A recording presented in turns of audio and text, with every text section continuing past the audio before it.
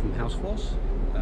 Come here on the project. So this is how to put the tiles on here. You can see they basically just dabbed an end here, dabbed an end here, got a little bit of adhesive on the joint, which is here, put another dab, end of the tile here, they've got nothing here whatsoever, and they've just dabbed each end with a little bit of colour on the top of the tile, nothing else.